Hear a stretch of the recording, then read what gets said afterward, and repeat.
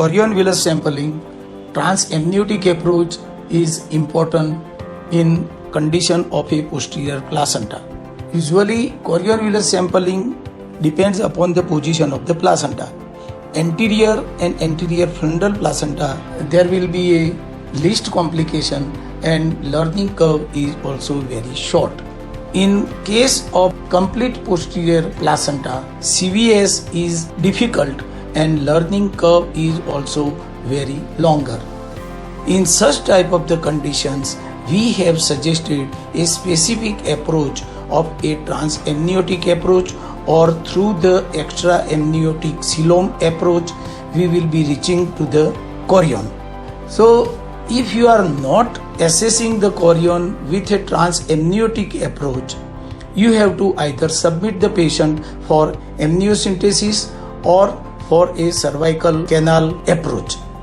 Usually, first procedure, alignment with the placenta is the main principle for the CVS. And try to avoid the fetal alignment with the needle. Many a time, both fetus and placenta are aligned. In that case, we have to wait till fetus go away from the alignment side, and then we can proceed for the procedure.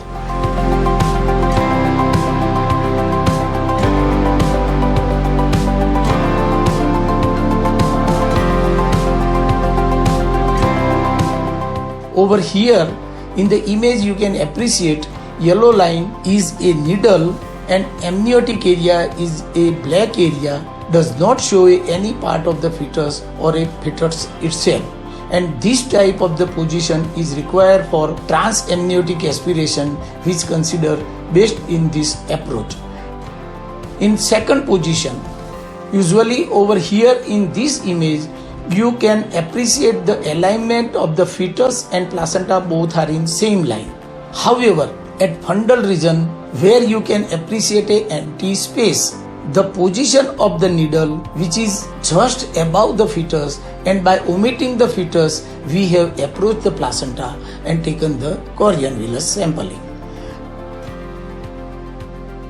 And in the third position, if you are not able to get the previous two discus plane, wait for a while to get either of these two previous discus plane, and after few minutes you will be able to get the proper space. Over here in this image, you can see a focal myometrial contraction at lower segment. The fetus is away from the site of lower segment, and we have approached the placenta and see the needle placing in the placenta.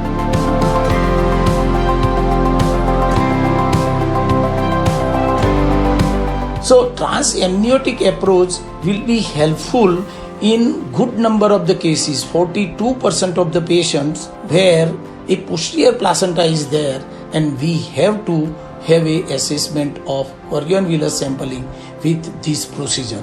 Thank you very much.